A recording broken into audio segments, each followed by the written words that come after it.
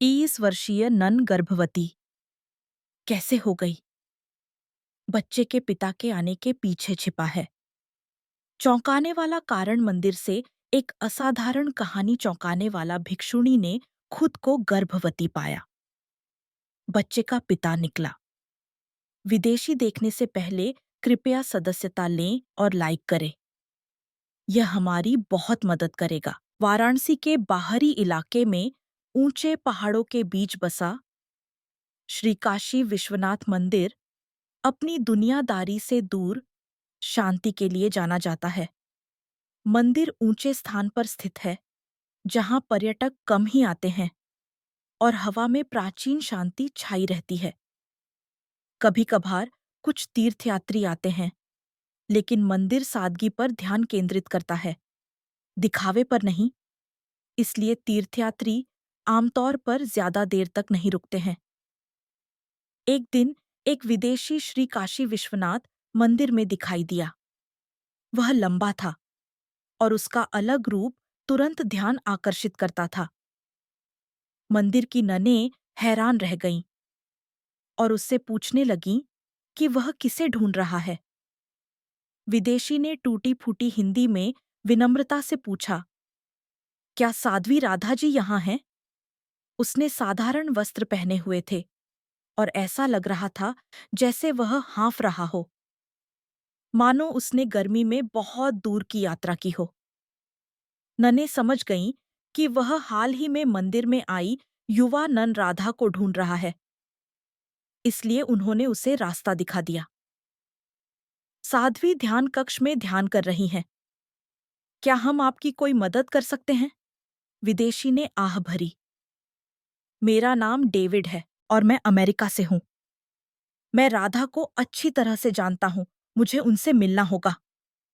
ननें सिर हिलाकर सहमत हो गईं। उन्होंने अन्य ननों से सुना था कि राधा एक युवा भिक्षुणी है, जो कुछ समय पहले श्री काशी विश्वनाथ मंदिर में आई थीं और उन्हें औपचारिक रूप से नन बने हुए लगभग 6 महीने ही हुए थे। उन्हें नहीं पता था कि वह राधा को कैसे जानता था, लेकिन उसके चेहरे पर बेचैनी साफ दिख रही थी। इसलिए उन्होंने पूछताछ शुरू कर दी। तभी मुख्य हॉल के पीछे एक छोटे से कमरे में युवा नन राधा, जिनका सांसारिक नाम रागिनी था और जो 31 साल की थीं, एक पुरानी चादर को ठीक कर रही थीं। उन्होंने कुछ महीने पहले ही संन्यास लिया था।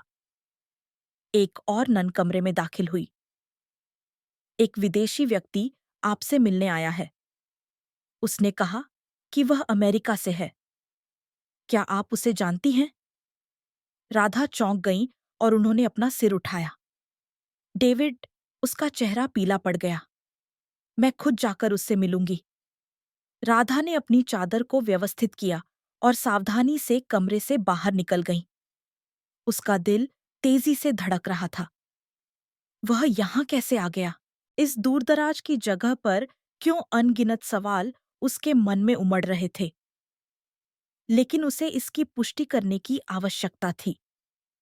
जब राधा ने उस व्यक्ति को आंगन के एक तरफ इंतजार करते हुए देखा, तो उसका दिल बैठ गया। डेविड, उसने धीरे से कहा। डेविड ने हाँफते हुए उसकी ओर देखा। तुम सच में यहाँ हो? क्या तुम्हें पता है कि मैंने तुम्हें कितने समय से ढूंढा है? उसकी आवाज में लालसा थी। आसपास की ननों ने बिना कुछ कहे इधर-उधर देखना शुरू कर दिया, ताकि उन्हें कुछ जगह मिल सके। राधा जटिल भावनाओं से अभिभूत थी और उसे नहीं पता था कि क्या कहना है। डेविड टूटी-फूटी हिंदी में बोल रहा था, लेकिन राधा को अंग्रेजी अच्छी तरह से आती थी, इसलिए संचार कोई समस्या नहीं थी। हालांकि ननों के सामने अंग्रेजी में बात करना अजीब लग रहा था, इसलिए उन्होंने हिंदी में ही बात करना जारी रखा। तुम इतनी दूर कैसे आ गए, डेविड? तुम्हें यह जगह कैसे मिली? डेविड निराश दिख रहा था। यह आसान नहीं था। दूतावास के लोगों ने मुझे बताया कि तुम नन बन गई हो। ईमानदारी से कहूं तो मुझे ज्यादा विश्वास नहीं हुआ, लेकिन पूछताछ करने के बाद मुझे यह मंदिर मिल गया। उसने गहरी सांस ली। रागिनी, तुमने इस तरह क्यों गायब हो गई, बिना कुछ कहे क्यों चली गई? राधा को जवाब देना मुश्किल लग रहा था। उसने कभी नहीं सोचा था कि वह इतनी दूर की यात्रा करके आएगा। वह सच में मुझे ढूंढने आया है।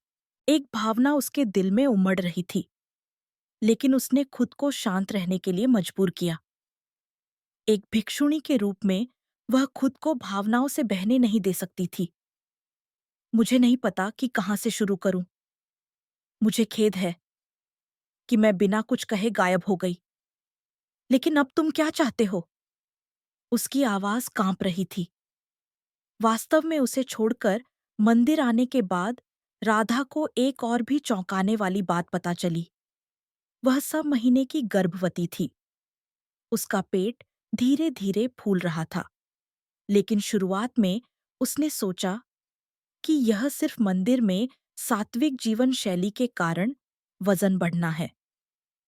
पूरी तरह से मेडिकल जांच कराने के बाद ही उसे पता चला कि यह सिर्फ वजन बढ़ना नहीं था, बल्कि गर्भावस्था थी, और बच्चे का पिता निश्चित रूप से डेविड रहा होगा, जो अमेरिका का विदेशी है। राधा ने मूल रूप से दिल्ली विश्वविद्यालय से अंतर्राष्ट्रीय संबंधों में स्नातक की उपाधि प्राप्त की थी। वह अंग्रेजी और फ्रेंच में पारंगत थी और संयुक्त राष्ट्र में काम करने का सपना देखती थी। 30 साल की उम्र के आसपास उसने भाग्यशाली ढंग से एक भर्ती विज्ञापन देखा और उसे अमेरिकी दूतावास में एक स्थानीय समन्वयक के रूप में नियुक्त किया गया। वहीं उसकी मुलाकात डेविड से हुई। डेविड अमेरिका का एक महत्वाकांक्षी राजनयिक था, जो दूतावास में इंटर्नशिप कर रहा था और अपने खाली समय में भारतीय संस्कृति सीख रहा था। दूतावास के भोजनालय में हर बार मिलने पर वे एक दूसरे को नमस्ते कहते थे, और राधा की मदद से वे स्वाभाविक रूप से और करीब आ गए। डेविड सीधा सादा था और भारतीय संस्कृति के बारे में जानने के लिए उत्सुक था। राधा को वह आकर्षक लगा और उन्होंने दोपहर के भोजन के दौरान या काम के बाद कॉफी पीने के लिए एक साथ जाना शुरू कर दिया, और वे साथ में और भी अधिक समय बिताने लगे। वे अलग-अलग देशों और संस्कृतियों से थे, लेकिन वे अच्छी तरह से मिल गए। उनके मतभेद महत्वपूर्ण नहीं थे और दोनों दुनिया के बारे में जानने के लिए उत्सुक थे। एक दिन डेविड ने मजाक में कहा कि वह कुछ भारतीय बातें सीखना चाहता है, और राधा ने हंसते हुए उसे सिखाना शुरू कर दिया। फिर उसने भी अपनी रुचि दिखाई और पूछा, भारत कैसा है? मैं कभी नहीं गया। डेविड की आंखें चमक उठीं और उसने भारत की प्राकृतिक सुंदरता, संस्कृति और इतिहास का वर्णन किया। उनकी दुनिया इतनी अलग थी कि इसने उन्हें और भी अधिक आकर्षित किया। हालांकि दूतावास में हर कोई उनके रिश्ते को लेकर उत्साहित नहीं था। कुछ लोग कानाफूसी करते थे और कहते थे कि एक भारतीय लड़की का विदेशी के साथ प्रेम संबंध है, और कुछ सहयोगी पूछते थे, एक अमेरिकी आदमी के साथ प्यार करना, क्या यह थोड़ा ज्यादा नहीं है? राधा हंसकर इसे टाल देती थी और कहती थी, क्या हम सब इंसान नहीं हैं? लेकिन एक थकावट की भावना उसके दिल में जमने लगी। डेविड ने यह भी उल्लेख किया कि उसके अपने देश में उसके परिवार को सांस्कृतिक मतभेदों की चिंता है, और संकेत दिया कि एक भारतीय पत्नी से शादी करना चिंताजनक होगा। पता नहीं कब से वे भविष्य की योजनाओं पर संघर्ष करने लगे। डेविड ने अमेरिकी विदेश मंत्रालय में लौटने और अपने देश में काम करने की योजना बनाई थी, जबकि राधा भारत में जड़ें जमाना चाहती थीं। इसके अलावा राधा के माता-पिता भी एक विदेशी दामाद को पसंद नहीं करते थे। अनगिनत नजरों, आपत्तियों और दूतावास के जटिल काम के दबाव ने उन्हें थका दिया था। आखिरकार राधा ने कुछ समय के लिए अलग रहने का सुझाव दिया। जब हम इतने थके हुए होते हैं तो एक दूसरे से प्यार करना और भी मुश्किल होता जाता है। डेविड अनिच्छा से सहमत हो गया और वे अलग हो गए। लगभग 1 महीने बाद राधा ने दूतावास से इस्तीफा दे दिया और गायब हो गई। पीछे छूटे डेविड को उससे संपर्क करने का कोई रास्ता नहीं मिला। केवल दूतावास के कुछ कर्मचारियों को पता था कि राधा वाराणसी में श्री काशी विश्वनाथ मंदिर गई थी और डेविड को बाद में इस बारे में पता चला। राधा अपने परिवार के विरोध, सामाजिक नजरों और दिल टूटने के दर्द से थक चुकी थी और वह सब कुछ छोड़ देना चाहती थी। उसने एक दोस्त के माध्यम से श्री काशी विश्वनाथ मंदिर का दौरा किया और वहां कुछ दिन रही। मंदिर के गुरु की सलाह पर उसने एक नन बनने का फैसला किया। मैं जीवन से मुक्त होना चाहती थी और अपने भीतर देखना चाहती थी। उसने अपना सिर मुंडवा लिया और राधा नाम स्वीकार कर लिया। उसे नन बने हुए लगभग 6 महीने ही हुए थे, लेकिन वह धीरे धीरे मंदिर के जीवन के अनुकूल हो रही थी। पहले 1-2 महीने बहुत कठिन थे।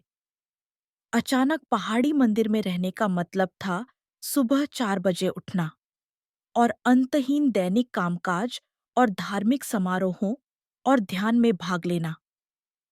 फिर एक दिन वह बिना किसी कारण के बीमार महसूस करने लगी और ऐसा लग रहा था जैसे उसका पेट अजीब तरह से फूल रहा है।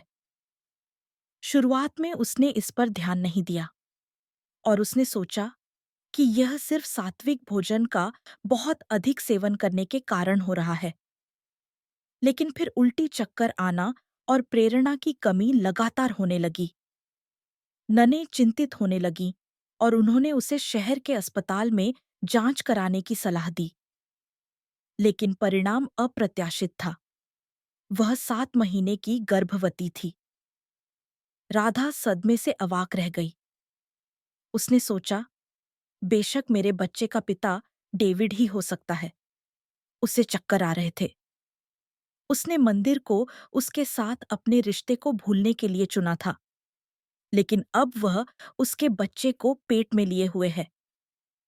उसे बेबस महसूस हो रहा था, मानो उसका भागना व्यर्थ हो गया हो। साथ ही पेट में पल रहे भ्रूण के लिए एक प्यार पनपने लगा। एक भिक्षुणी होने के महत्व को समझने के बाद वह गर्भपात जैसे विकल्प पर विचार भी नहीं कर सकती थी। कुछ ननें हैरान रह गईं, लेकिन उन्होंने राधा को अस्वीकार नहीं किया। इसके बजाय उन्होंने मदद का हाथ बढ़ाया और कहा कि भले ही स्थिति कठिन हो, अगर वह बच्चे की रक्षा करना चाहती है, तो वे उसकी मदद करेंगी। गुरु ने भी उसे सांत्वना दी और कहा कि चाहे वह भिक्षुणी हो या न हो, जीवन अनमोल है और अगर चीजें बहुत मुश्किल हो जाती हैं, तो उसे उन्हें बताना चाहिए। राधा पूरी रात सो नहीं सकी। वह सोचती रही कि वह बच्चे की परवरिश कैसे करेगी और क्या उसे बच्चे के पिता को बताना चाहिए। लगभग 7 महीने बाद डेविड प्रकट हुआ। राधा ने उससे संपर्क नहीं किया, लेकिन दूतावास में उसके एक सहकर्मी ने उसे मंदिर जाने का संकेत दिया और डेविड अंततः श्री काशी विश्वनाथ मंदिर को खोजने में सफल रहा। वह हाँफते हुए मंदिर की ओर जाने वाली पहाड़ी पर चढ़ गया और नन्नों को बताया कि वह साध्वी राधा जी को ढूंढ रहा है। यही वह दृश्य है जो कहानी की शुरुआत में विदेशी के मंदिर में आने का परिचय कराता है। मानो यह भाग्य की बात हो। जब वे फिर से मिले तो राधा का दिल तीव्र भावनाओं से भर गया। वह उससे नफरत करती थी। उसने उसे छोड़ दिया था और वह उसे बच्चे के बारे में नहीं बताना चाहती थी। वह भ्रमित थी, लेकिन साथ ही वह अपराध बोध और खुशी भी महसूस कर रही थी। केवल डेविड को इस खड़ी पहाड़ी पर चढ़ते हुए देखना ही उसकी ईमानदारी को समझने के लिए पर्याप्त लग रहा था। डेविड और राधा आमने सामने बैठे थे, अकेले में। मुश्किल से अपनी सांस वापस लेने के बाद उसने शिकायत की, तुमने मुझे क्यों नहीं बताया? क्या तुम्हें पता है कि मैंने तुम्हें कितने समय से ढूंढा है? राधा ने अपना सिर झुका लिया। मुझे माफ करना, लेकिन मुझे नहीं पता कि क्या करना है। मुझे लगा कि हमारा रिश्ता खत्म हो चुका है। फिर उसने कठिनाई से कहा, वास्तव में मैं गर्भवती हूं, 7 महीने की हूं। डेविड की आंखें फैल गईं। यह मेरा बच्चा है ना, होना ही चाहिए। तो तुमने इसे क्यों छुपाया? राधा फूट फूट कर रोने लगी और उसने समझाया, मुझे तुमसे शादी करने का आत्मविश्वास नहीं था और मुझे लगा कि हमारे रिश्ते में बहुत सारी समस्याएं हैं। मैं यहाँ नन बनने के इरादे से आई थी, लेकिन बाद में मुझे पता चला कि मैं गर्भवती हूं। डेविड कुछ समय के लिए अवाक रह गया। वह शायद पिता बनने वाला था और वह एक नन बन चुकी थी। इन दोनों तथ्यों ने एक साथ उसे हतप्रभ कर दिया और वह अवाक रह गया। गुरु ने उनकी स्थिति के बारे में सुना और चुपचाप उन्हें कुछ सहारा दिया। मंदिर में बच्चे की परवरिश करना आसान नहीं है। बेहतर होगा कि आप पहले यहाँ कुछ समय के लिए रहें और फिर धीरे धीरे किसी योजना के बारे में सोचें। ननें जीवन को महत्व देती हैं, इसलिए गर्भपात पर तो विचार भी नहीं किया जा सकता था और उनका तुरंत राधा को बाहर निकालने का भी कोई इरादा नहीं था, क्योंकि वह अब मंदिर में एक भिक्षुणी थी। डेविड चिंतित था, लेकिन मेरे माता-पिता और उसके माता-पिता का क्या होगा? अगर उन्हें पता चल गया तो वे क्या सोचेंगे? ननों ने कहा, वैसे भी इसे छुपाया नहीं जा सकता। भले ही कोई संघर्ष हो, तुम दोनों को अपने द्वारा किए गए कार्यों की जिम्मेदारी लेनी होगी। डेविड को अचानक एहसास हुआ कि वह इस बच्चे को अनदेखा नहीं कर सकता या छोड़ नहीं सकता। अंततः दोनों पक्षों के माता-पिता को देर से इस बारे में पता चला, जिससे हंगामा मच गया। राधा के माता-पिता गुस्से में थे और उन्होंने कहा, वह एक विदेशी के साथ बच्चे को कैसे जन्म दे सकती है, और वह भी नन बनने के बाद। डेविड के माता-पिता ने भी विरोध किया। अगर किसी अविवाहित व्यक्ति के बीच बच्चा पैदा होता है, तो यह कैसे संभव है? हालांकि सच्चाई यह थी कि यह बच्चा पहले से ही 7 महीने से उसके गर्भ में था। जब दोनों पक्षों के माता-पिता श्री काशी विश्वनाथ मंदिर के आंगन में कड़वी बहस कर रहे थे, तो गुरु ने शांत होकर हस्तक्षेप किया। कृपया कठोर शब्दों का प्रयोग न करें। क्या बच्चे का स्वास्थ्य और मां का स्वास्थ्य सबसे महत्वपूर्ण नहीं है? राधा के माता-पिता को अपनी बेटी द्वारा नन बनने के विकल्प पर पछतावा हुआ और उन्होंने सोचा, हमने क्या गलत किया? डेविड के माता-पिता भ्रमित थे और उन्होंने फोन पर पूछा, अगर तुम वापस अमेरिका चले जाओ, तो क्या हम एक सभ्य शादी कर सकते हैं? उसका पेट बड़ा होता जा रहा था और राधा का शरीर और भारी होता जा रहा था और उसके लिए सुबह की प्रार्थना में भाग लेना भी मुश्किल हो रहा था। ननों ने उसे आराम करने की सलाह दी और ज्यादा काम न करने की सलाह दी। उसे कुछ स्थिरता की आवश्यकता थी। डेविड ने अब इस्तीफा दे दिया था, इसलिए वह फिलहाल बेरोजगार था। परिचितों की मदद से वह अस्थायी रूप से रहने के लिए दिल्ली में एक सह किराए का घर ढूंढने में कामयाब रहा, लेकिन बच्चे को जन्म देने और उसकी परवरिश करने के लिए कई वास्तविक समस्याएं थीं जिन्हें हल करने की आवश्यकता थी। राधा भी विरोधाभास में थी। क्या अब बच्चे को जन्म देना सही है? अब मैं भिक्षुणी हूं, मैं हमेशा के लिए यहां नहीं रह सकती। आखिरकार नने बोलने लगी। जीवन के लिए जिम्मेदार होना भी एक साधना है। नन बनना ही सब कुछ नहीं है। अब बच्चे पर ध्यान केंद्रित करने के बारे में क्या ख्याल है? राधा उलझन में थी, लेकिन उसने महसूस किया कि बच्चे की रक्षा करने की उसकी इच्छा उसके दिल में प्रबल होती जा रही है। प्रसव नजदीक आने के साथ डॉक्टरों ने कहा, पहाड़ों में बच्चे को जन्म देना खतरनाक है। शहर के अस्पताल भी ठीक हैं, लेकिन बेहतर होगा कि बेहतर सुविधाओं वाले शहर में जाया जाए। आखिरकार राधा और डेविड ने मंदिर छोड़ने और दिल्ली शहर में एक बेडरूम वाले अपार्टमेंट में रहने का फैसला किया। उन्हें कुछ दोस्तों से मदद मिली और ननों ने भी उदार रवैया दिखाया और कहा कि जब बच्चे का जन्म होगा तो वे जश्न मनाने के लिए आएंगे। राधा गुरु के सामने रो पड़ी और कहा, मुझे माफ करना, मैं हमेशा के लिए यहाँ एक भिक्षुणी के रूप में नहीं रह सकती।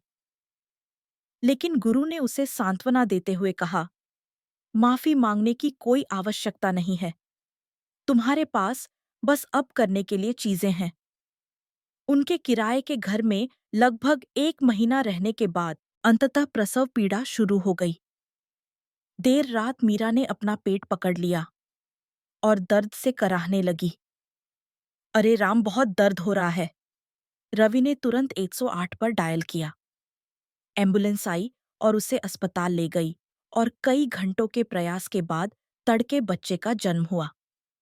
बधाई हो, एक स्वस्थ लड़का है, डॉक्टर ने कहा और मीरा फूट फूट कर रोने लगी। रवि भी खुशी से रो रहा था। उसकी आवाज गलियारे में गूंज रही थी। हम सच में माता पिता बन गए हैं। मीरा ने सावधानी से बच्चे को अपनी गोद में लिया और बड़बड़ाई। रवि ने आंसुओं से भरी आंखों से कहा, धन्यवाद, मुझे खुशी है कि तुम इस दुनिया में आई हो।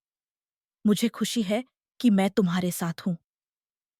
उस क्षण तनावग्रस्त लोगों ने राहत महसूस की, जैसे सारा दर्द गायब हो गया हो। जल्द ही दोनों पक्षों के माता-पिता अस्पताल पहुंच गए। मीरा के माता-पिता ने बच्चे को गोद में लिया और रोते हुए कहा, ओह, हम कुछ नहीं कर सकते। इतना अनमोल पोता पैदा हुआ है। रवि के माता-पिता भी वीडियो कॉल के माध्यम से पोते का चेहरा देखना चाहते थे और वे सभी समान रूप से इस तथ्य से प्रभावित थे कि यह उनका अपना पोता नाती था, चाहे उसकी नस्ल कुछ भी हो। लेकिन अभी भी कुछ वास्तविक समस्याएं हैं जिन्हें हल करने की आवश्यकता है, जैसे कि शादी कैसे होगी और वे कहाँ रहेंगे। लेकिन क्योंकि बच्चा अभी-अभी पैदा हुआ है, माता-पिता ने कहा कि बच्चे का स्वास्थ्य सबसे महत्वपूर्ण है और अब वे जोर से नहीं बोल रहे हैं, भूल गए। और आज वे धीरे-धीरे सिद्धिविनायक मंदिर का दरवाजा छोड़कर जा रहे हैं। मीरा, क्या तुम्हें याद है कि उस समय हमारे लिए कितनी मुश्किल थी? रवि ने धीरे से पूछा। मीरा मुस्कुराई और सिर हिलाकर हामी भर दी। बेशक मुझे याद है। कई बार हमारे दिल इतने थके हुए थे कि हम एक दूसरे को छोड़ देना चाहते थे। लेकिन हम अब भी इस तरह एक साथ चलने में सक्षम हैं। यह वास्तव में किसी चमत्कार जैसा है। दोनों पत्थरों पर चढ़ते गए आसपास खिल रहे जंगली फूलों और नारियल के पेड़ों से छनकर आ रही शरद ऋतु की धूप को देखते हुए रवि ने ईमानदारी से कहा, उस समय तुमने साहस करके अंधेरे में डूबे हुए मुझे खोजा, तभी मैं आज ऐसा बन पाया हूं। तुम्हारे बिना मुझे लगता है कि मैं अब भी अंधेरे में डूबा रहता। मीरा की आंखें थोड़ी नम हो गईं। उसने जवाब दिया, मैं भी। जब मैं मंदिर में साध्वी बनी थी, तो मैंने खुद को शांत मंदिर के हवाले कर दिया था। यह वास्तव में हमारे बीच के घावों को भरने के लिए भी था। लेकिन जैसे जैसे समय बीतता गया, हमारा बच्चा घर छोड़कर दूसरे रास्ते पर चला गया। मुझे एहसास हुआ कि हमने जो भी कठिनाइयों का अनुभव किया, वह वास्तव में एक महान उपहार था। दोनों कुछ देर के लिए चुप रहे, एक दूसरे की आंखों में देखते हुए, मानो अतीत के दर्द और खुशियों को साझा कर रहे हों। एक हल्की हवा बही और दूर से मधुर घंटियों की आवाज सुनाई दी।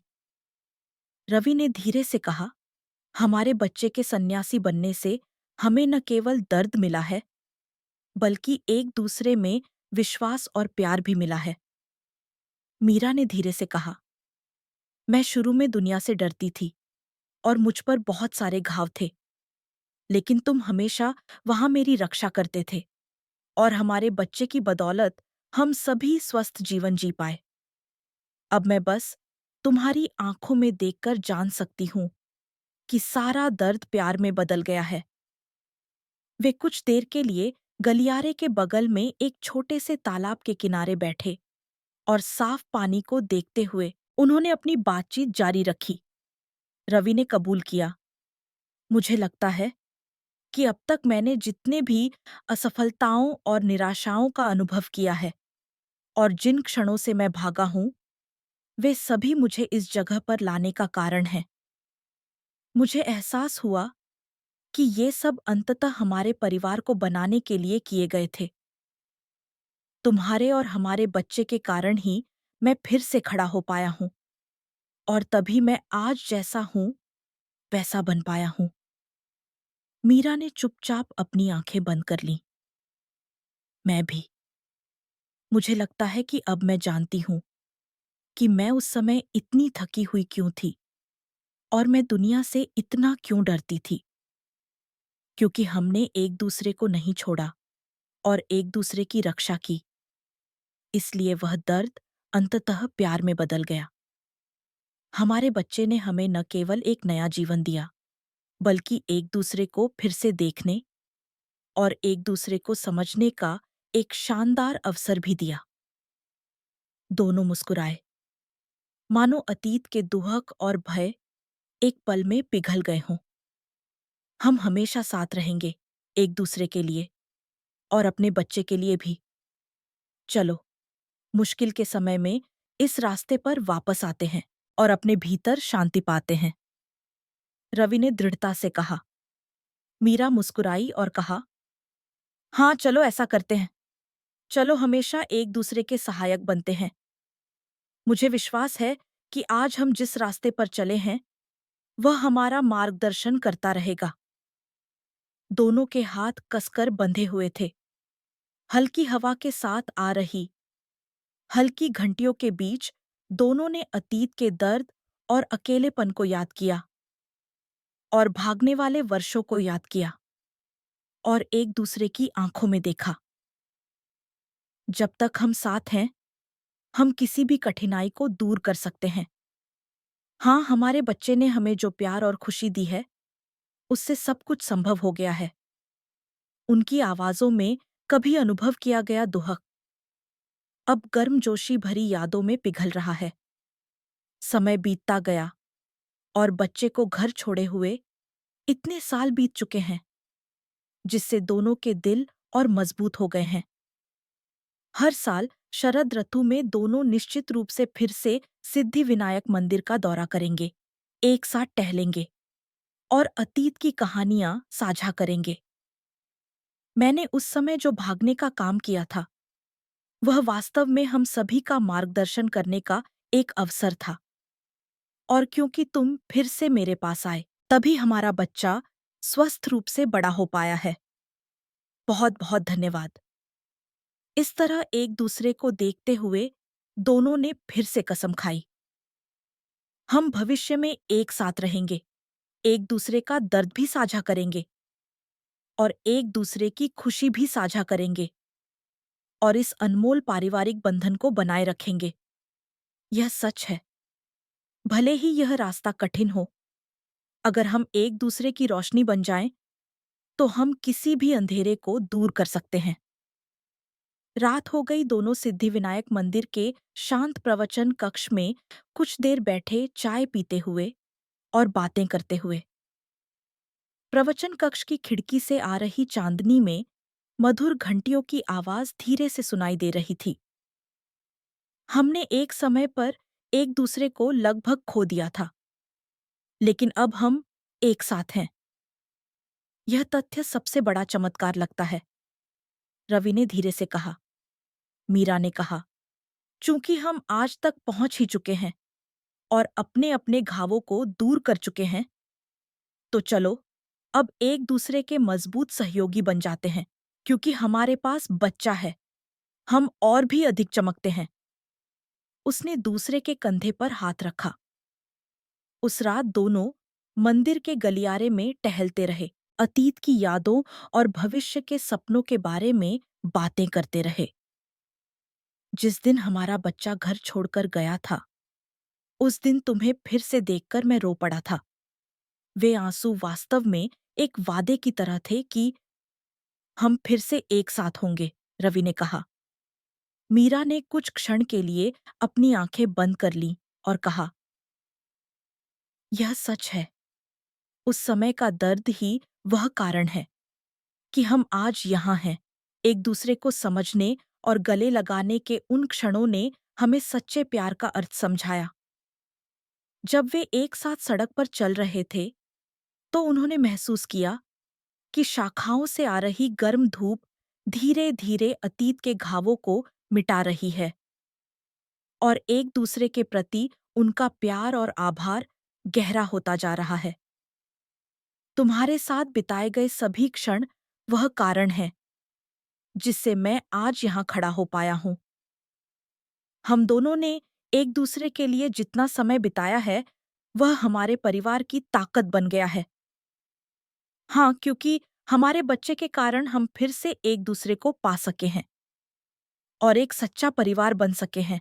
इसलिए हमें भविष्य में एक दूसरे की रक्षा करते रहना चाहिए। उन्होंने नए वादे के साथ और वादों से भरे दिल के साथ घर वापसी की। घर वापस आने के बाद दोनों ने लिविंग रूम में एक लंबे समय से नहीं देखी गई पारिवारिक फोटो एल्बम खोला। लिविंग रूम में गर्म रोशनी चमक रही थी। एल्बम में दूतावास में उनकी पहली मुलाकात की तस्वीरें थीं। उनकी मुस्कुराहटें थीं और मंदिर में बिताए गए शांत पल थे। बच्चे का पहला जन्मदिन, साध्वियों द्वारा घर छोड़े गए बच्चे को आशीर्वाद देने की यादें, सब कुछ एक सुंदर चित्र की तरह उनकी आंखों के सामने खुल रहा था। हमने वास्तव में बहुत कुछ सहा है। कुछ समय तो इतना मुश्किल था कि हम दोनों फूट-फूट कर रोए, लेकिन उन सभी ने आज हमें बनाया है। हाँ, हम दोनों ने एक दूसरे के लिए जो रास्ते चुने, वे अंततः हमारे परिवार के लिए महान उपहार बन गए हैं। अब मैं निश्चित रूप से कह सकता हूँ कि एक दूसरे से प्यार करना, एक दूसरे की रक्षा करना और एक साथ जीना कितना अनमोल है। उन्हें देखकर बच्चे ने कहा, माँ और पिताजी, आप दोनों एक दूसरे से इतना प्यार करते हैं। यह बहुत अच्छा है। मैं भी वैसा ही परिवार बनना चाहता हूँ। दोनों ने मुस्कुराते हुए बच्चे को कसकर गले लगा लिया। समय यूं ही बीतता रहा और हर साल शरद ऋतु में रवि और मीरा सिद्धिविनायक मंदिर जाते हैं और फिर से टहलते हैं। वे मंदिर के चारों ओर घूमते हैं, अतीत की कहानियां साझा करते हैं और एक दूसरे के प्रति अपनी कृतज्ञता और प्यार की पुष्टि करते हैं। मुझे लगता है कि हमने जो समय एक साथ बिताया, वह हमारे बच्चे के लिए सबसे बड़ा उपहार है। उन सभी कष्टों और दुखों ने आखिरकार हमें जोड़ दिया। यह सच है। हमारे बच्चे की बदौलत हम एक दूसरे को और गहराई से समझ पाते हैं और मुझे विश्वास है कि हम भविष्य की सभी कठिनाइयों को एक साथ दूर कर पाएंगे।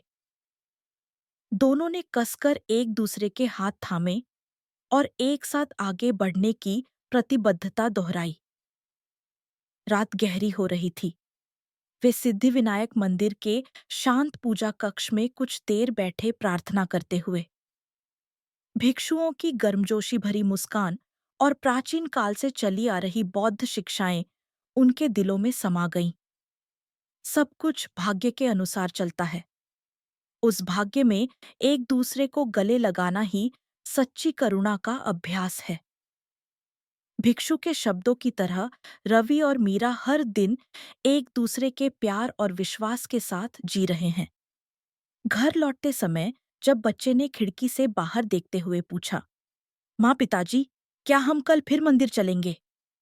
दोनों ने मुस्कुराते हुए जवाब दिया, हाँ, जब तक हम साथ हैं, हम कभी भी उस रास्ते को फिर से खोज लेंगे।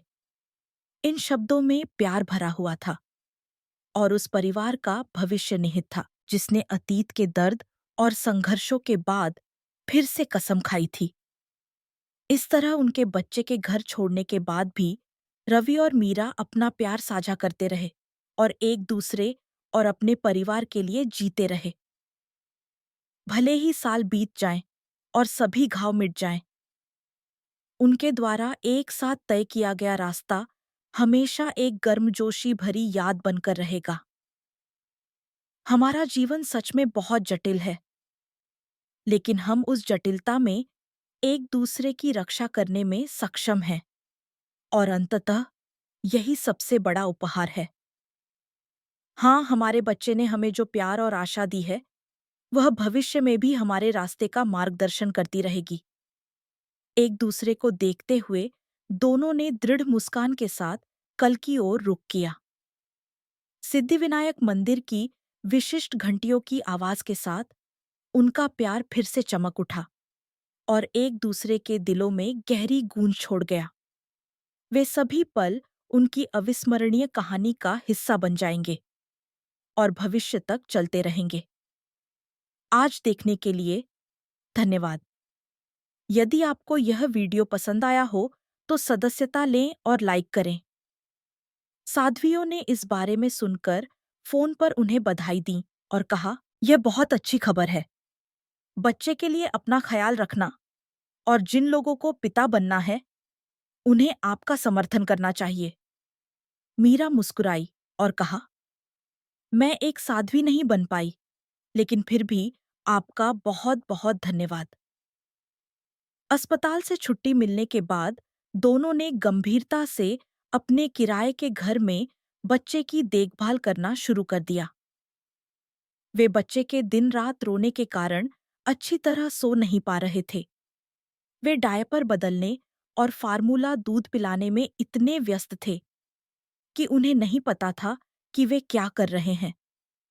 मीरा अभी तक प्रसव से पूरी तरह से ठीक नहीं हुई थी, इसलिए जब वह थोड़ी देर के लिए लेटना चाहती थी, तो रवि अनाड़ी ढंग से बच्चे को गोद में ले लेता था।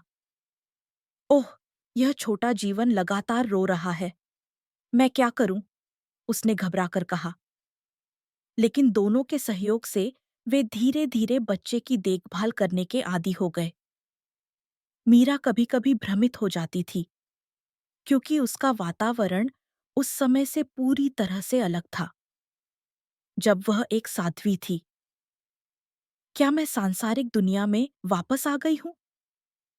लेकिन वह जानती थी कि बच्चे के लिए यह सही रास्ता था।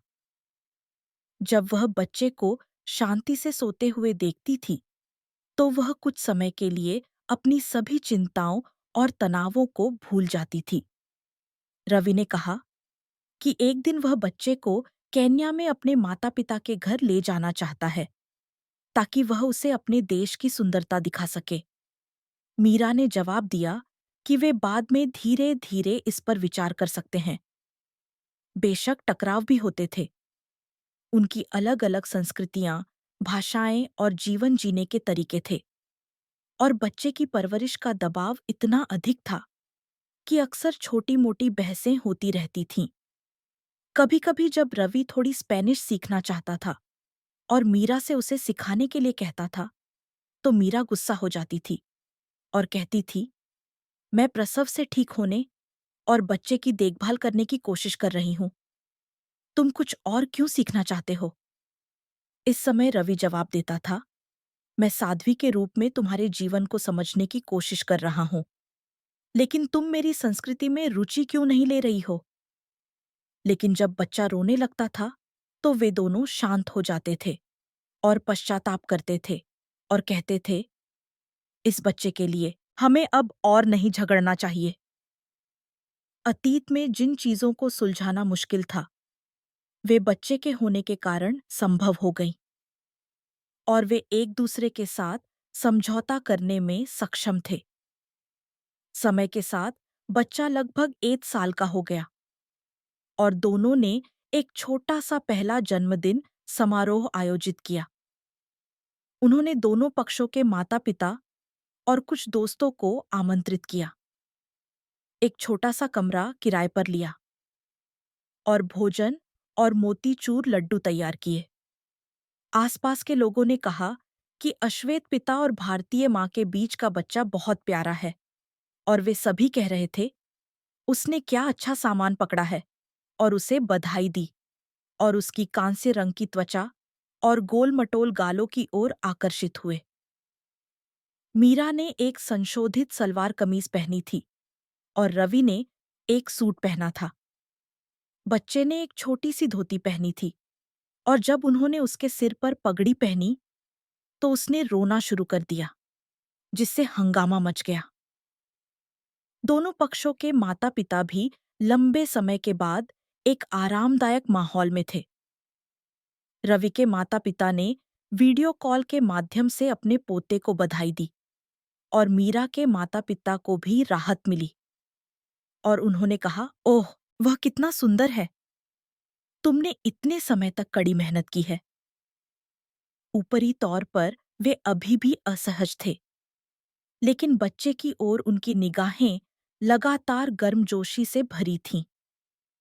कुछ दिनों बाद सिद्धिविनायक मंदिर की साध्वियों ने उन्हें बच्चे को मंदिर ले जाकर उसका पहला जन्मदिन समारोह मनाने के लिए आमंत्रित किया। दोनों बच्चे को गोद में लेकर फिर से पहाड़ पर चढ़कर मंदिर पहुंचे। साध्वियों ने धीरे से फूल चढ़ाए और मंत्रों का जाप किया। जब बच्चा लकड़ी के ताल के बजने की आवाज से चौंक गया और रोने लगा, तो साध्वियों ने उसे सांत्वना देते हुए कहा कि रोना भी अच्छा संकेत है। मठाधीश ने दंपति को प्रोत्साहित करते हुए कहा, शुरुआत में यह वास्तव में मुश्किल है, लेकिन अब आप एक परिवार बन रहे हैं। यदि आप इस बच्चे की अच्छी देखभाल करते हैं और उसे प्यार से पालते हैं, तो यह बुद्ध धर्म का अभ्यास करने का एक तरीका होगा। मीरा ने साध्वी के रूप में अपने पिछले जीवन को याद किया और उसका दिल जटिल था, लेकिन अब उसे लगता है कि अपने बच्चे और पति के माध्यम से जीना भी बुरा नहीं है। रवि ने बार बार झुककर कहा, आपका बहुत बहुत धन्यवाद, मैं अपनी पूरी कोशिश करूंगा। यह बच्चा केन्याई और भारतीय दोनों संस्कृतियों में निहित है। उसकी त्वचा रवि की तरह गहरे भूरे रंग की है और उसकी आंखें और चेहरे की बनावट मीरा की तरह हैं। जब बच्चा प्राथमिक विद्यालय में था, तो माता-पिता को चिंता थी कि उसे तंग किया जा सकता है या उसके साथ भेदभाव किया जा सकता है। लेकिन सौभाग्य से उसके साथियों ने केवल जिज्ञासा और रुचि दिखाई। अधिकांश प्रतिक्रियाएं थीं, क्या तुम्हारे पिता केन्या से हैं? बहुत अच्छा। इसलिए वह बिना किसी परेशानी के रहा। मीरा ने मजाक में बच्चे को साध्वियों द्वारा दी गई मोतियों की माला दिखाई और कहा, जब मैं मंदिर में रहती थी, तो साध्वियों ने मुझे यह दिया था और इसमें उनके स्वस्थ रूप से बड़े होने की उम्मीद शामिल है। बच्चे ने उत्सुकता से पूछा, क्या माँ सच में साध्वी थी? क्या तुमने अपना सिर मुंडवा लिया था और वहां रहती थी? और हंसी फूट पड़ी। रवि ने कहा, पिता भी उस समय चौंक गए थे। लगभग उसी समय जब बच्चा प्राथमिक विद्यालय में था, एक दिन उसे अपने परिवार के इतिहास पर एक निबंध लिखने के लिए कहा गया। बच्चे ने उत्सुकता से पूछा, माँ साध्वी हैं और पिताजी अफ्रीका से हैं, है ना? उस रात पूरा परिवार लिविंग रूम में इकट्ठा हुआ और लंबे समय के बाद अतीत को याद किया। मीरा ने कहा, सबसे पहले तुम्हारी माँ दूतावास में काम करती थी। मैं वहीं तुम्हारे पिताजी से मिली थी। बहुत सारी समस्याएं आई थीं, लेकिन आखिरकार हम साथ नहीं रह पाए। लेकिन परिणाम यह हुआ कि मैं तुम्हारे पिताजी के बच्चे के साथ गर्भवती थी और मैं दूतावास छोड़कर मंदिर में थी। उस समय तुम्हारे पिताजी मुझे ढूंढने आए और तभी मैं पैदा हो पाई। बच्चा चिल्लाया, वाह! यह तो एक धारावाहिक जैसा है। डी रवि ने शर्माते हुए मुस्कुराते हुए कहा, लेकिन हम उस समय सच में बहुत भ्रमित थे। लेकिन तुम्हारे जन्म के बाद हम एक परिवार बन गए। बच्चे ने कहा, यह मजेदार है। मुझे अभी भी विश्वास नहीं हो रहा है कि माँ साध्वी थी और पिताजी केन्या से हैं। यह भी जादुई है। उसने पूछा, क्या मैं बाद में केन्या देखने जा सकता हूँ? रवि ने जवाब दिया, बेशक, मेरे दादा दादी भी तुमसे मिलना चाहते हैं। उसने बच्चे के सिर पर हाथ फेरा। समय बीतने के साथ बच्चा 12 साल का हो गया और माता पिता के बीच बातचीत के विषय बढ़ गए। भले ही उनकी त्वचा का रंग अलग था और वे अलग अलग पृष्ठभूमि से थे, लेकिन एक परिवार होने का तथ्य समान रहा। कभी कभी मुझे भारतीय खाना पसंद है और कभी कभी मैं केन्या का पारंपरिक खाना चखना चाहता हूँ। माँ और पिताजी की अलग अलग भाषाएं और संस्कृतियां हैं, तुम दोनों कैसे साथ आए? जब भी ऐसा होता, मीरा और रवि एक दूसरे की ओर देखते और फिर चुपचाप मुस्कुरा देते। कभी कभी अंतर हमें और भी अधिक आकर्षक बनाते हैं। हमने बहुत सारी कठिनाइयों का अनुभव किया, लेकिन आखिरकार हमने हार नहीं मानी और तुम, एक उपहार, हमारे पास आई। एक गर्मी में बच्चे को दूतावास द्वारा आयोजित एक सांस्कृतिक कार्यक्रम में भाग लेने के लिए आमंत्रित किया गया और उसने केन्या और भारत में संयुक्त गतिविधियों में विभिन्न प्रदर्शनियां और प्रदर्शन देखे। आयोजकों ने बच्चे से कहा, क्या तुम्हारे माता पिता दूतावास के पूर्व कर्मचारी हैं? और उसने उत्साह से उसे नमस्ते कहा। बच्चे को उस स्थान पर रहने पर गर्व था और उसे एहसास हुआ, मेरे माता पिता का ऐसा इतिहास है। पीछे मुड़कर देखें तो मीरा ने अपने माता पिता के विरोध के बावजूद एक अश्वेत आदमी से प्यार किया और रवि एक राजनयिक बनने के अपने सपने को पूरा करने के लिए अपरिचित भारत में प्यार से मिला। यह प्यार एक बार हिल गया था, लेकिन आखिरकार उनके बच्चे के कारण फिर से जुड़ गया। लगभग उसी समय जब बच्चा प्राथमिक विद्यालय में था, उन्होंने फिर से सिद्धिविनायक मंदिर का दौरा किया। साध्वियां लंबे बच्चे को देखकर हैरान रह गईं और उन्होंने कहा, ओह भगवान, तुम इतने बड़े हो गए हो। मठाधीश ने बच्चे को गले लगाया और याद करते हुए कहा, तुम्हारी माँ पहले यहाँ थी और भले ही वह संघर्ष कर रही थी, फिर भी उसने तुम्हें जन्म देने का संकल्प लिया था। हमने तुम्हारे जन्म का एक साथ जश्न मनाया। बच्चे ने चमकती आंखों से पूछा, क्या मैं उस समय माँ के पेट में था? मठाधीश ने जवाब दिया, हाँ, उस समय तुम्हारा पेट यहाँ बहुत भारी था। और वह हंस पड़े। मीरा को अपने अतीत के उन विकल्पों की याद आ गई। अगर उसने उस समय बच्चे को जन्म नहीं दिया होता, तो वह अब यह गर्मजोशी भरा दृश्य नहीं देख पाती। रवि ने झुककर कहा, आपका बहुत बहुत धन्यवाद। अगर उस समय हमें आपके मंदिर में सहारा नहीं मिला होता, तो यह बच्चा सुरक्षित रूप से जन्म नहीं ले पाता। साध्वियों ने जवाब दिया, जीवन अनमोल है। सबसे बड़ा इनाम यह है कि आप उनकी अच्छी देखभाल करते हैं। बच्चे के साथ दिन बिताने के साथ मीरा और रवि का जीवन उन लक्ष्यों से अलग था, जो उन्होंने मूल रूप से साध्वी या राजनयिक बनने के लिए निर्धारित किए थे। रवि विचार कर रहा है कि क्या उसे अपने वतन केन्या लौटना चाहिए, लेकिन उसने सोचा कि उसकी पत्नी और बच्चा भारत में और अधिक स्थिर हैं, इसलिए वह यहाँ रहना जारी रखता है। हिंदी भाषा में भी उसका कौशल धीरे धीरे बढ़ रहा है और उसने एक निजी अंतर्राष्ट्रीय संगठन में अफ्रीका से संबंधित संचार कार्य में सफलता प्राप्त की है। मीरा लंबे समय तक अपनी साध्वी जीवन जारी नहीं रख पाई, लेकिन उसने महसूस किया कि उस समय के दौरान सीखी गई शिक्षाएं और सचेतनता बच्चे की परवरिश करने और जीवन जीने में बहुत मददगार थीं। बच्चे की देखभाल करना भी एक साधना है। आपको हर समय लालच और क्रोध को छोड़ना होगा। जब वह चिंतित या बेचैन महसूस करती थी, तो वह अपने मन को शांत करने के लिए सिद्धिविनायक मंदिर में किए गए श्वास व्यायामों को याद करती थी। बच्चा भी धूप में स्वास्थ्य से बड़ा हुआ है। वह गर्व से कहता है कि उसकी माँ साध्वी है और उसके पिता केन्या से आए हैं और एक महत्वाकांक्षी राजनयिक हैं, और उसने अपने दोस्तों को अनगिनत कहानियां सुनाई हैं।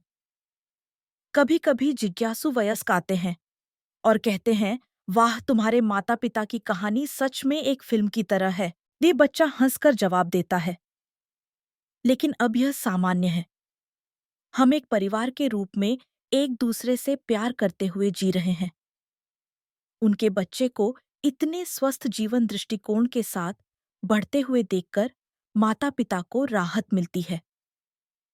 भले ही उनकी त्वचा का रंग अलग हो और उनकी राष्ट्रीयता अलग हो, भले ही उनमें से किसी एक ने साध्वी बनने की कोशिश की हो, लेकिन वे अब एक परिवार हैं और उन्होंने एक दूसरे से रिश्ता बना लिया है।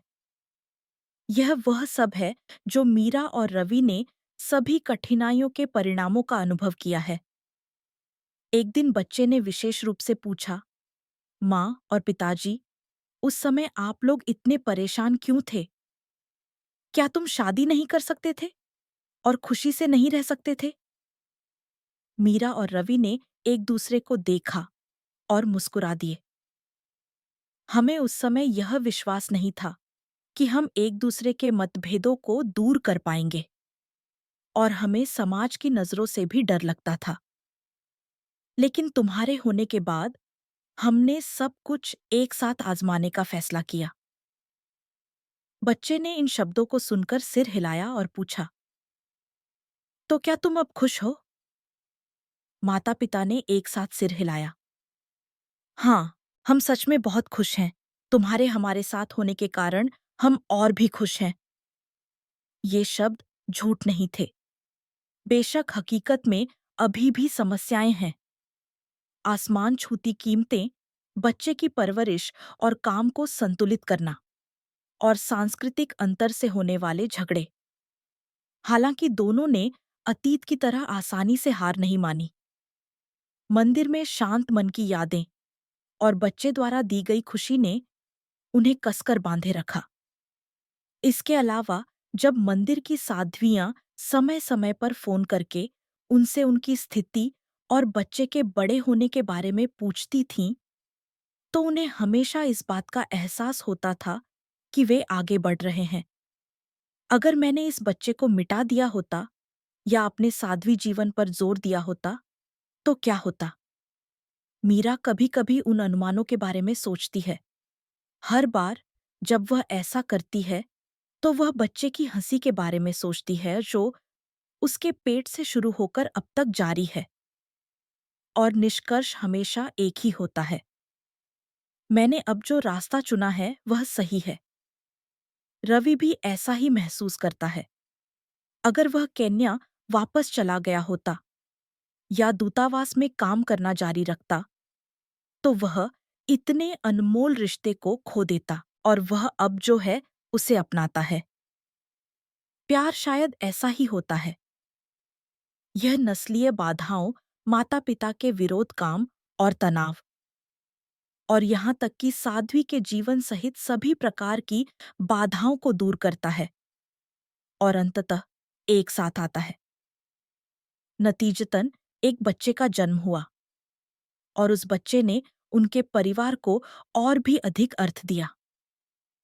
मीरा ने कभी मंदिर में मोक्ष पाने की कोशिश की थी, लेकिन अब वह सांसारिक दुनिया में बच्चे की परवरिश कर रही है और उसे गहरी समझ प्राप्त हुई है। रवि भी एक नया लक्ष्य निर्धारित कर रहा है, जो अफ्रीका और एशिया के बीच एक पुल के रूप में काम करना है और अपने बच्चे के लिए बेहतर जीवन बनाने के लिए कड़ी मेहनत करना है। कुछ सालों के बाद, लगभग बच्चे के किशोर होने पर, पूरे परिवार ने एक साधारण शादी करने का फैसला किया। वे अपने दोस्तों और परिचितों को आमंत्रित कर सकते हैं या सिद्धिविनायक मंदिर की साध्वियों से उन्हें आशीर्वाद दिलवा सकते हैं। हालांकि अभी तक कुछ भी तय नहीं है, लेकिन दोनों एक छोटा सा जमावड़ा चाहते हैं, जो भव्य समारोह से ज्यादा कसम खाने के करीब हो।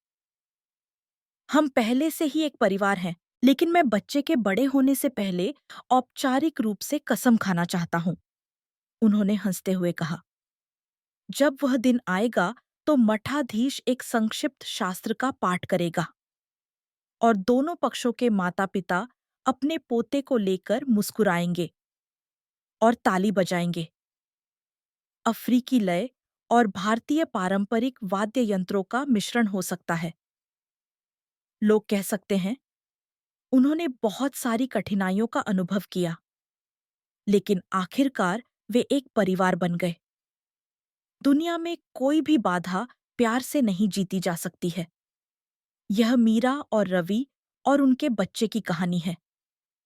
एक युवा महिला जो साध्वी बनने पर विचार कर रही थी, दूतावास में काम करते हुए केन्या के एक अश्वेत व्यक्ति से मिली, जो मंदिर में अलग हो गए और फिर से एक साथ आ गए।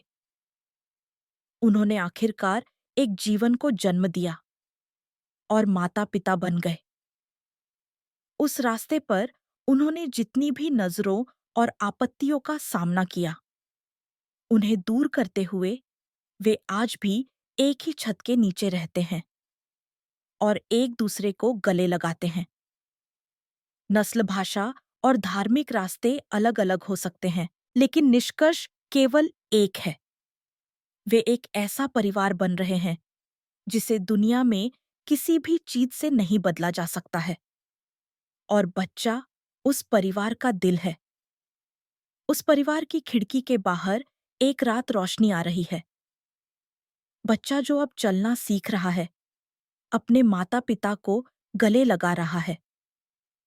मीरा बच्चे के सिर पर हाथ फेरती है और सोचती है, शायद यह साध्वी बनने से भी गहरी साधना है।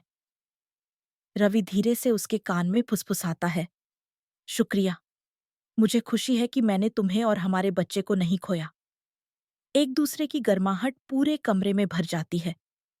बच्चा कोमल आवाज में कहता है, माँ, पिताजी, हम कल फिर सिद्धिविनायक मंदिर चलेंगे। साध्वियां मुझसे मिलना चाहती हैं। माता पिता मुस्कुराते हुए जवाब देते हैं, ठीक है, अगर मौसम अच्छा रहा तो हम चलेंगे और हम साध्वियों को तुम्हारे नए खिलौने दिखाएंगे। बच्चा उत्साह से ताली बजाता है और जोर से चिल्लाता है, वाह, सच में मुझे वहां बहुत अच्छा लगता है। वह आवाज एक घंटी की तरह सुनाई देती है, जो एक परिवार की छोटी सी खुशी का प्रतीक है, जो दूतावास से शुरू हुआ, मंदिर से होकर गुजरा और अब सांसारिक दुनिया में जड़ें जमा रहा है। और यह राह अब भी खत्म नहीं हुई है। बच्चे के बड़े होने के साथ वह नए सवाल पूछेगा और माता-पिता उन सवालों के माध्यम से फिर से एक दूसरे को याद करेंगे। साध्वियां अक्सर याद करेंगी कि भाग्य कितना अद्भुत है और हर कोई खुद को थोड़ा बेहतर पाएगा। इस तरह प्यार और जीवन के इस चौराहे पर यह परिवार आज भी आगे बढ़ रहा है। शरद ऋतु के एक दोपहर में हल्की हवा बह रही थी। रवि और मीरा धीरे-धीरे सिद्धिविनायक मंदिर की पवित्र सीढ़ियों से नीचे उतर रहे थे। उनका बच्चा घर छोड़कर भिक्षु बन गया है और 3 साल हो चुके हैं। इस दौरान दोनों ने अपने अपने रास्तों पर कई कठिनाइयों और खुशियों का अनुभव किया और आज वे लंबे समय के बाद फिर से मंदिर में प्रवेश कर रहे हैं, अपनी यादों को ताज़ा कर रहे हैं और एक दूसरे की भावनाओं की पुष्टि कर रहे हैं। रवि ने शहर और विदेश में काम करने के व्यस्त जीवन को कुछ समय के लिए छोड़ दिया है और अब अपने परिवार के साथ भारत में एक स्थिर जीवन जी रहा है। मीरा ने भी अपने सन्यासी जीवन के दौरान कड़े अनुशासन और शांत साधना में राहत पाई। लेकिन अपने बच्चे के घर छोड़ने के बाद रवि के साथ सांसारिक दुनिया में फिर से रहना एक और श्रृंखला है। दोनों ने एक दूसरे के प्रति आभार की भावना को नहीं भूल गए और आज वे धीरे धीरे सिद्धिविनायक मंदिर का दरवाजा छोड़कर जा रहे हैं। मीरा, क्या तुम्हें याद है कि उस समय हमारे लिए कितनी मुश्किल थी? रवि ने धीरे से पूछा। मीरा मुस्कुराई और सिर हिलाकर हामी भर दी। बेशक मुझे याद है। कई बार हमारे दिल इतने थके हुए थे कि हम एक दूसरे को छोड़ देना चाहते थे, लेकिन हम अब भी इस तरह एक साथ चलने में सक्षम हैं। यह वास्तव में किसी चमत्कार जैसा है। दोनों पत्थरों पर चढ़ते गए, आसपास खिल रहे जंगली फूलों और नारियल के पेड़ों से छनकर आ रही शरद ऋतु की धूप को देखते हुए रवि ने ईमानदारी से कहा, उस समय तुमने साहस करके अंधेरे में डूबे हुए मुझे खोजा, तभी मैं आज ऐसा बन पाया हूं। तुम्हारे बिना मुझे लगता है कि मैं अब भी अंधेरे में डूबा रहता। मीरा की आंखें थोड़ी नम हो गईं। उसने जवाब दिया, मैं भी। जब मैं मंदिर में साध्वी बनी थी तो मैंने खुद को शांत मंदिर के हवाले कर दिया था। यह वास्तव में हमारे बीच के घावों को भरने के लिए भी था। लेकिन जैसे जैसे समय बीतता गया, हमारा बच्चा घर छोड़कर दूसरे रास्ते पर चला गया। मुझे एहसास हुआ कि हमने जो भी कठिनाइयों का अनुभव किया, वह वास्तव में एक महान उपहार था। दोनों कुछ देर के लिए चुप रहे, एक दूसरे की आंखों में देखते हुए, मानो अतीत के दर्द और खुशियों को साझा कर रहे हों। एक हल्की हवा बही और दूर से मधुर घंटियों की आवाज सुनाई दी। रवि ने धीरे से कहा, हमारे बच्चे के सन्यासी बनने से हमें न केवल दर्द मिला है, बल्कि एक दूसरे में विश्वास और प्यार भी मिला है। मीरा ने धीरे से कहा, मैं शुरू में दुनिया से डरती थी और मुझ पर बहुत सारे घाव थे, लेकिन तुम हमेशा वहां मेरी रक्षा करते थे और हमारे बच्चे की बदौलत हम सभी स्वस्थ जीवन जी पाए। अब मैं बस तुम्हारी आंखों में देखकर जान सकती हूं कि सारा दर्द प्यार में बदल गया है। वे कुछ देर के लिए गलियारे के बगल में एक छोटे से तालाब के किनारे बैठे और साफ पानी को देखते हुए उन्होंने अपनी बातचीत जारी रखी। रवि ने कबूल किया, मुझे लगता है कि अब तक मैंने जितने भी असफलताओं और निराशाओं का अनुभव किया है और जिन क्षणों से मैं भागा हूं, वे सभी मुझे इस जगह पर लाने का कारण हैं। मुझे एहसास हुआ कि ये सब अंततः हमारे परिवार को बनाने के लिए किए गए थे। तुम्हारे और हमारे बच्चे के कारण ही मैं फिर से खड़ा हो पाया हूं और तभी मैं आज जैसा हूं वैसा बन पाया हूं। मीरा ने चुपचाप अपनी आंखें बंद कर लीं। मैं भी। मुझे लगता है कि अब मैं जानती हूं कि मैं उस समय इतनी थकी हुई क्यों थी और मैं दुनिया से इतना क्यों डरती थी, क्योंकि हमने एक दूसरे को नहीं छोड़ा और एक दूसरे की रक्षा की। इसलिए वह दर्द अंततः प्यार में बदल गया। हमारे बच्चे ने हमें न केवल एक नया जीवन दिया, बल्कि एक दूसरे को फिर से देखने और एक दूसरे को समझने का एक शानदार अवसर भी दिया। दोनों मुस्कुराए, मानो अतीत के दुहक और भय एक पल में पिघल गए हों। हम हमेशा साथ रहेंगे, एक दूसरे के लिए, और अपने बच्चे के लिए भी। चलो, मुश्किल के समय में इस रास्ते पर वापस आते हैं और अपने भीतर शांति पाते हैं, रवि ने दृढ़ता से कहा। मीरा मुस्कुराई और कहा, हाँ चलो ऐसा करते हैं। चलो, हमेशा एक दूसरे के सहायक बनते हैं। मुझे विश्वास है कि आज हम जिस रास्ते पर चले हैं वह हमारा मार्गदर्शन करता रहेगा। दोनों के हाथ कसकर बंधे हुए थे। हल्की हवा के साथ आ रही हल्की घंटियों के बीच दोनों ने अतीत के दर्द और अकेलेपन को याद किया और भागने वाले वर्षों को याद किया और एक दूसरे की आंखों में देखा। जब तक हम साथ हैं, हम किसी भी कठिनाई को दूर कर सकते हैं। हाँ, हमारे बच्चे ने हमें जो प्यार और खुशी दी है, उससे सब कुछ संभव हो गया है। उनकी आवाजों में कभी अनुभव किया गया दुख अब गर्मजोशी भरी यादों में पिघल रहा है। समय बीतता गया और बच्चे को घर छोड़े हुए इतने साल बीत चुके हैं, जिससे दोनों के दिल और मजबूत हो गए हैं। हर साल शरद ऋतु में दोनों निश्चित रूप से फिर से सिद्धिविनायक मंदिर का दौरा करेंगे, एक साथ टहलेंगे और अतीत की कहानियां साझा करेंगे। मैंने उस समय जो भागने का काम किया था, वह वास्तव में हम सभी का मार्गदर्शन करने का एक अवसर था। और क्योंकि तुम फिर से मेरे पास आए, तभी हमारा बच्चा स्वस्थ रूप से बड़ा हो पाया है। बहुत बहुत धन्यवाद। इस तरह एक दूसरे को देखते हुए दोनों ने फिर से कसम खाई। हम भविष्य में एक साथ रहेंगे, एक दूसरे का दर्द भी साझा करेंगे और एक दूसरे की खुशी भी साझा करेंगे और इस अनमोल पारिवारिक बंधन को बनाए रखेंगे। यह सच है। भले ही यह रास्ता कठिन हो, अगर हम एक दूसरे की रोशनी बन जाएं, तो हम किसी भी अंधेरे को दूर कर सकते हैं। रात हो गई। दोनों सिद्धिविनायक मंदिर के शांत प्रवचन कक्ष में कुछ देर बैठे चाय पीते हुए और बातें करते हुए। प्रवचन कक्ष की खिड़की से आ रही चांदनी में मधुर घंटियों की आवाज धीरे से सुनाई दे रही थी। हमने एक समय पर एक दूसरे को लगभग खो दिया था, लेकिन अब हम एक साथ हैं। यह तथ्य सबसे बड़ा चमत्कार लगता है, रवि ने धीरे से कहा। मीरा ने कहा, चूंकि हम आज तक पहुंच ही चुके हैं और अपने अपने घावों को दूर कर चुके हैं, तो चलो अब एक दूसरे के मजबूत सहयोगी बन जाते हैं। क्योंकि हमारे पास बच्चा है, हम और भी अधिक चमकते हैं। उसने दूसरे के कंधे पर हाथ रखा। उस रात दोनों मंदिर के गलियारे में टहलते रहे, अतीत की यादों और भविष्य के सपनों के बारे में बातें करते रहे। जिस दिन हमारा बच्चा घर छोड़कर गया था, उस दिन तुम्हें फिर से देखकर मैं रो पड़ा था।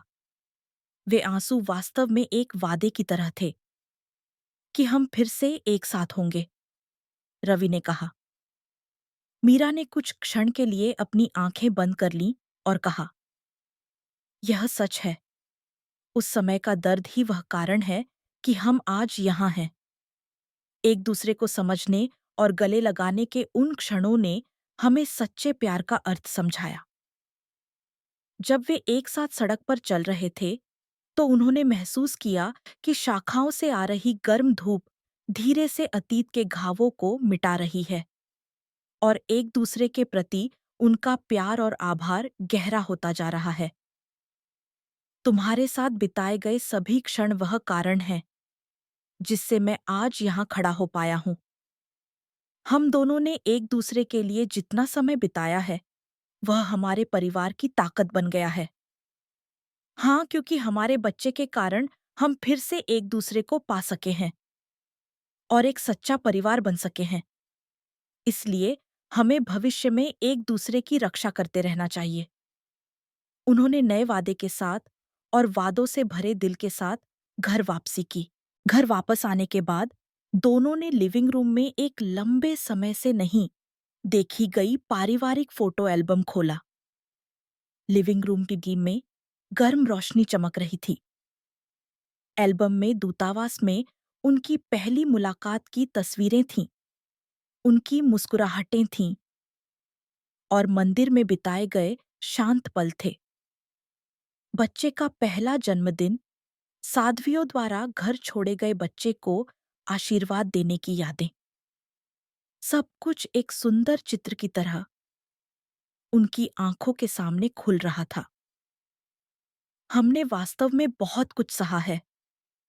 कुछ समय तो इतना मुश्किल था कि हम दोनों फूट-फूट कर रोए, लेकिन उन सभी ने आज हमें बनाया है। हाँ, हम दोनों ने एक दूसरे के लिए जो रास्ते चुने, वे अंततः हमारे परिवार के लिए महान उपहार बन गए हैं। अब मैं निश्चित रूप से कह सकता हूँ कि एक दूसरे से प्यार करना, एक दूसरे की रक्षा करना और एक साथ जीना कितना अनमोल है। उन्हें देखकर बच्चे ने कहा, माँ और पिताजी, आप दोनों एक दूसरे से इतना प्यार करते हैं।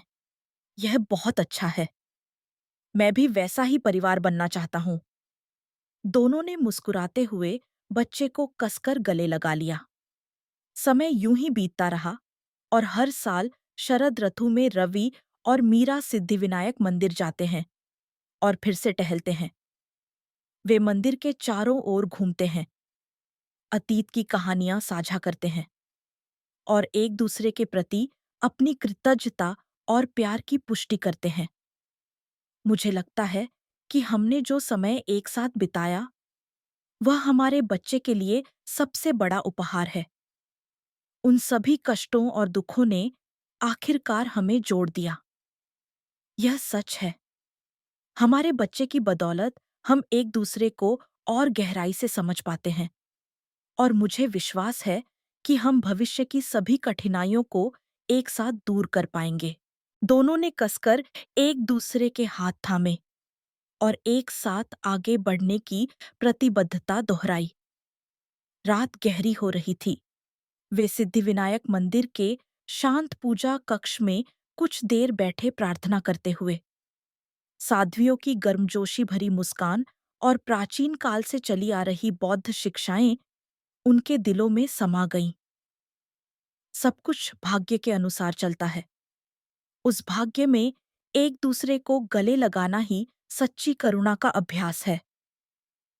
भिक्षु के शब्दों की तरह रवि और मीरा हर दिन एक दूसरे के प्यार और विश्वास के साथ जी रहे हैं।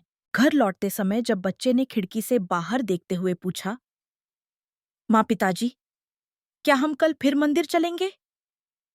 दोनों ने मुस्कुराते हुए जवाब दिया, हाँ, जब तक हम साथ हैं, हम कभी भी उस रास्ते को फिर से खोज लेंगे।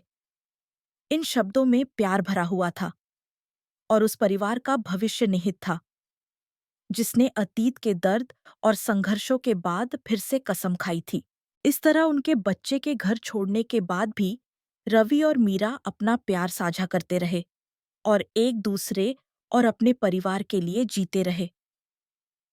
भले ही साल बीत जाएं और सभी घाव मिट जाएं, उनके द्वारा एक साथ तय किया गया रास्ता हमेशा एक गर्मजोशी भरी याद बनकर रहेगा।